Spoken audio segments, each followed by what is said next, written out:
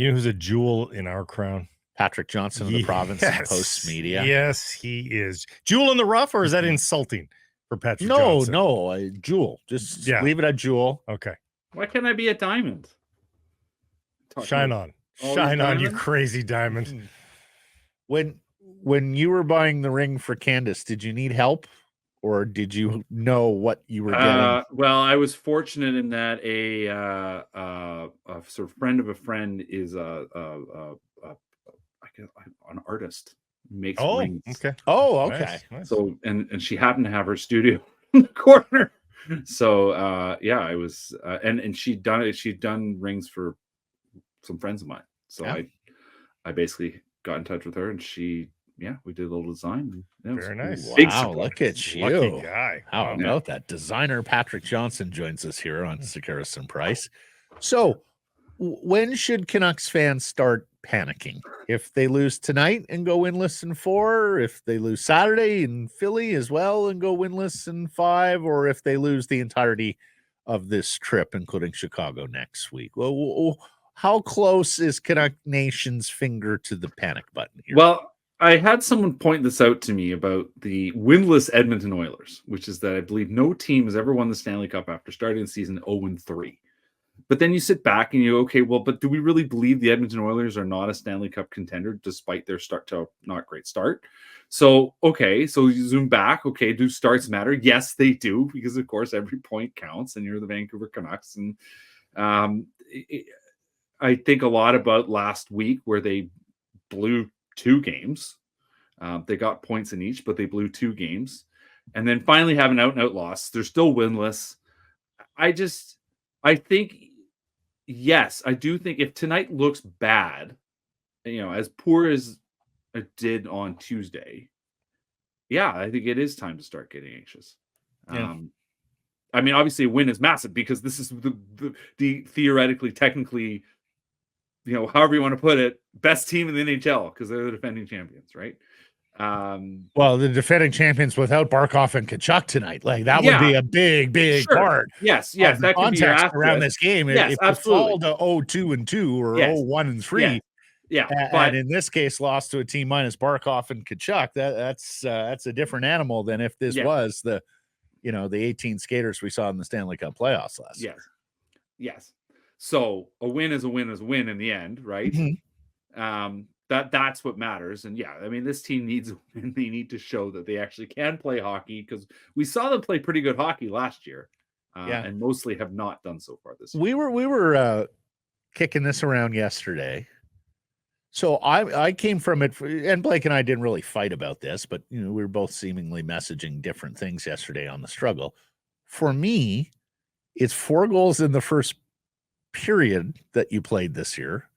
And it's 4 goals in the 8 periods since, including 2 overtimes. I have viewed it as more an offensive problem, particularly because their expected goals per 60 is still really good. It was 7th in the league after, even after the game, the loss in Tampa. He has fixated more on the bottom 4 defense, which, needless to say, has not been good because it's not just the third pair. Blake's 100% right. Susie has not been good this year. Myers has had some difficult moments as well when he's played, and he effectively missed a full game. So what do you see as the bigger, and of course Shelos was horrible in night 1 as well. So team offense, team defense, what do you think is the bigger problem? And the buildup begins from the back, of course. Right now. I do think it's the offense. Defensively, like the first 2 games, Rick Tucker wasn't wrong. They were not actually that terrible. The problem was that they didn't get any saves in the first one. And then in the second game, they didn't score any goals. And then they come to Tampa where it was just all around not good enough. So to me, the bigger problem is putting the puck in the net. Obviously, they ran so hot last year to open the year. To me, that's the contrast is easy. But I've been very skeptical on this very program about the defense core, right? Like they do have to get better there. Branstrom is an interesting item to add to all this.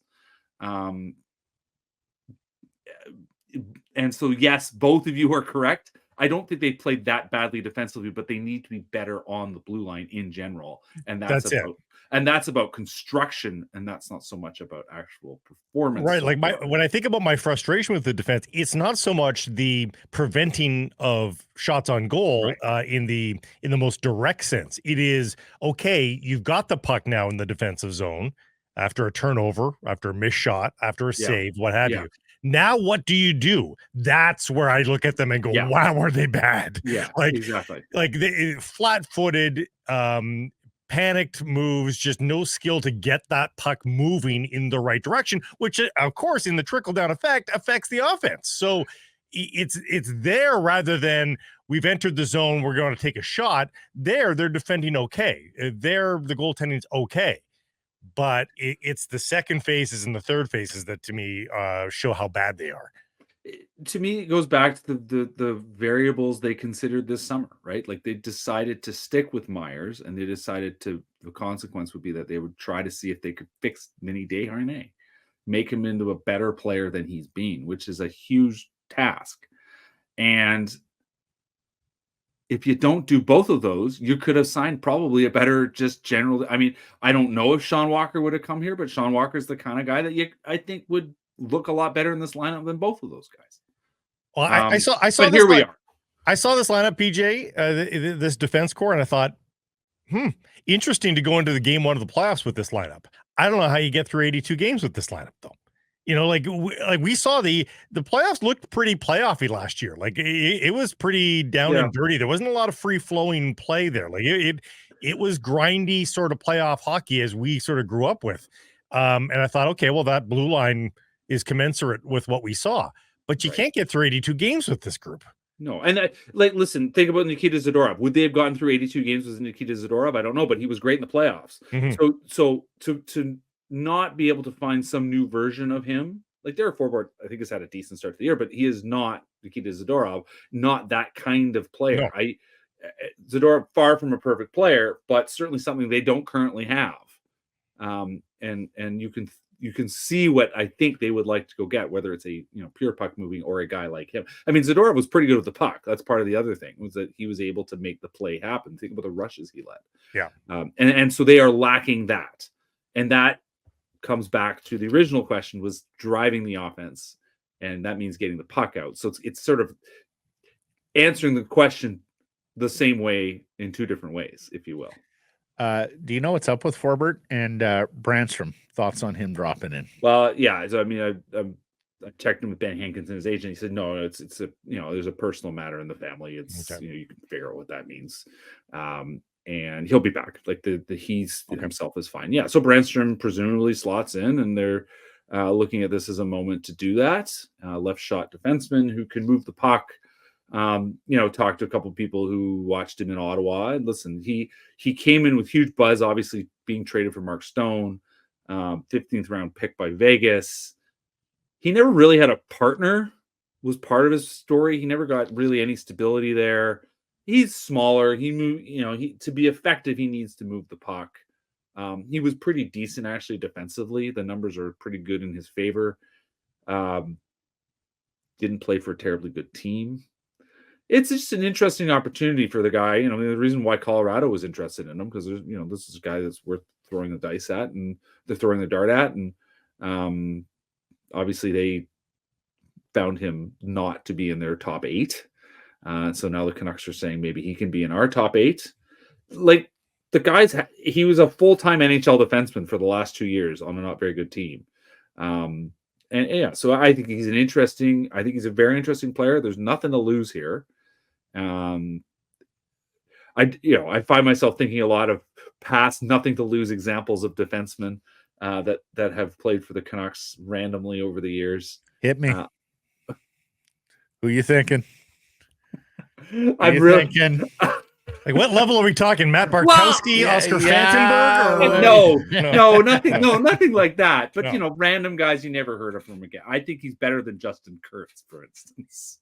Yes, Coulomb, Philip right? Holm. Yeah. There's a class of guys. And there's a Russian defenseman like 20 years ago that Berkey brought in. Oh, what was his name? Anyway, he played like 3 games and then you just never heard from him again. Yeah. You know, like maybe Branstrom ends up as in that category. I think he's better than all those guys. Yes.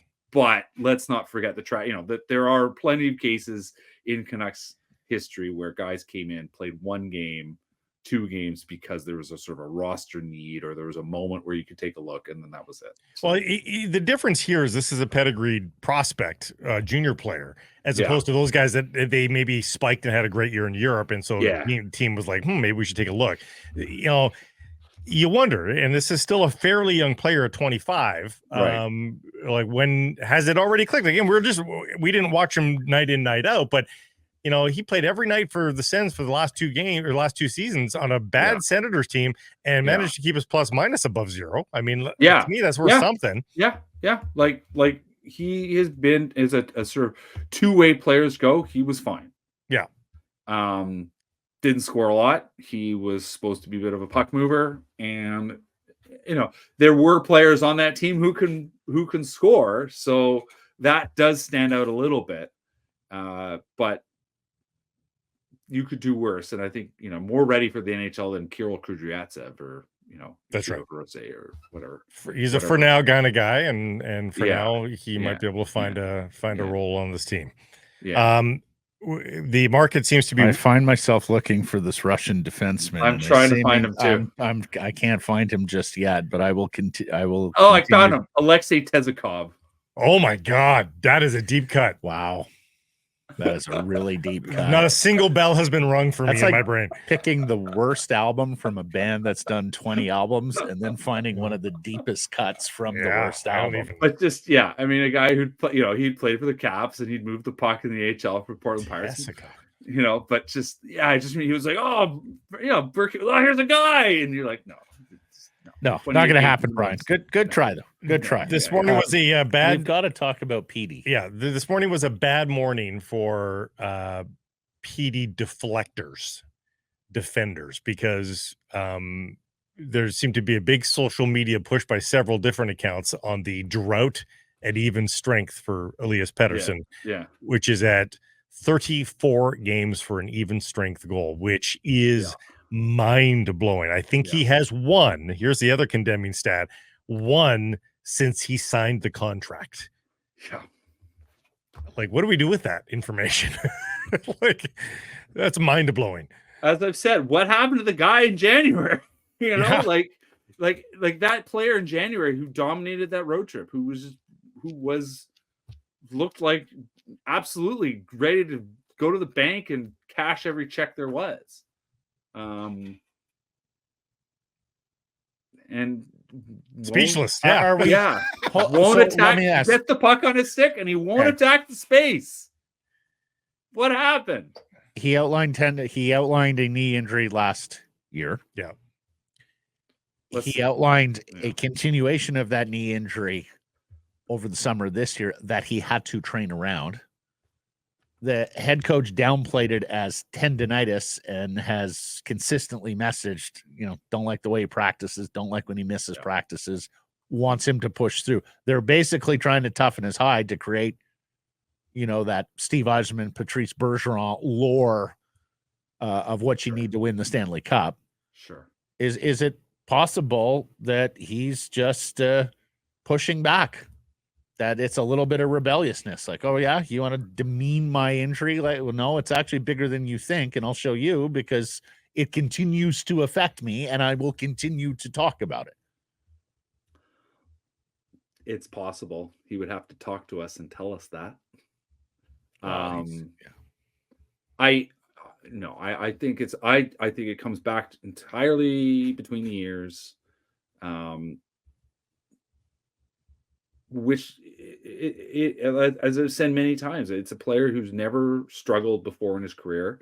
He had some struggles. Sure, there were some elements, perhaps some physical ailments, driving that last spring, and then he just couldn't find his way back. And now he's in this spot where I think it's just, he's 20, what is he, 24, what is he now? 25, 24, 25. It's big boy time, and can be hard.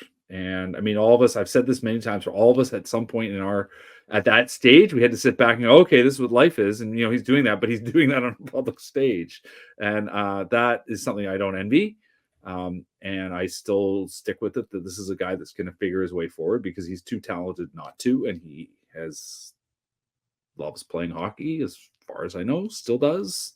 He's loved playing hockey his entire life. This is what he wants to be. He's got to find his way. And I whatever little issues have been bothering him. I mean, certainly it was clear last year when we were discussing the idea of maybe he being injured. He wanted to make it very clear that injuries was not a problem. Which is why him bringing up the issue at the end of the season was odd. Because you're like, well, you never wanted to talk about this. You never wanted to make, hockey players are reluctant at the best of times to talk about injuries because they don't want to be perceived as making an excuse, let alone be actually making an excuse. Yep. And that's what I think was the rebellious part. Like, everybody else here, Ronak, Hughes, and others are going to sit there and eat shit because they don't want to disclose an injury. No, I'm going to tell you why. And anyways, the coach is 26 next month. Yeah, it'd be 26. The coach's skepticism sticks with me, and for sure. And I can understand how it would stick with Elias because I could understand if you felt like, I'm not supported here. My coach isn't supporting me on this. And yet on all this, he is willing to join the online trolls or whatnot, or at least not stamp that out on my behalf. Right. As opposed to, supporting me and saying, guys, look, he is doing his best. He is, got a lot of pain in his knee, or it's a first-time knee injury. It can be a scary thing for you. There are a lot of ways that Tocchet could have handled it that he didn't. He dismissed it. And I do wonder whether he just, if that was getting on the wrong side of Elias, and that whether these guys can ever be right. Yeah. A lot of it, I mean, all this was last Saturday when he was on the ice ahead of everybody else, working with the coach, and then was literally still on the ice as we were leaving the rink after practice. He was on the ice for probably 2 hours last, just doing stuff, talking about stuff, figuring stuff out.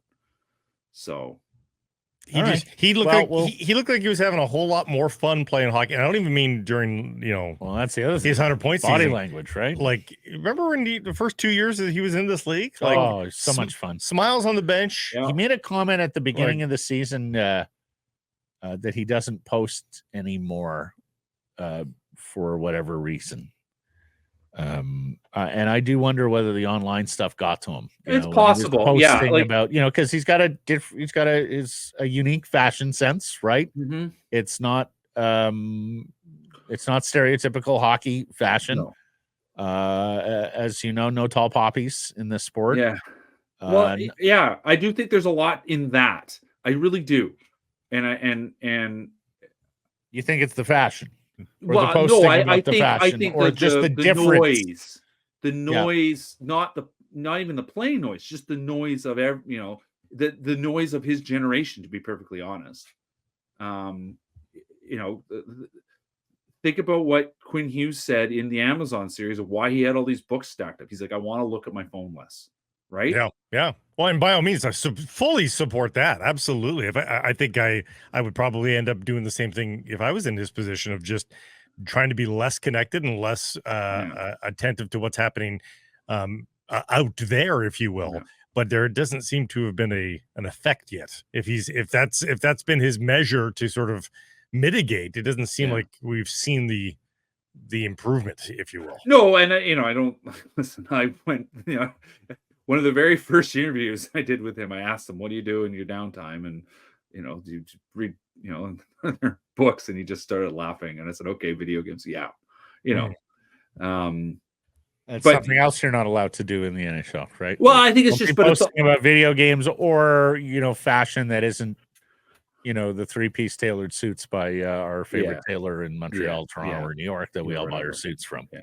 Yeah. No, okay. I think it is very much I do think a part of the story is him just having to find himself, finding his way into adulthood.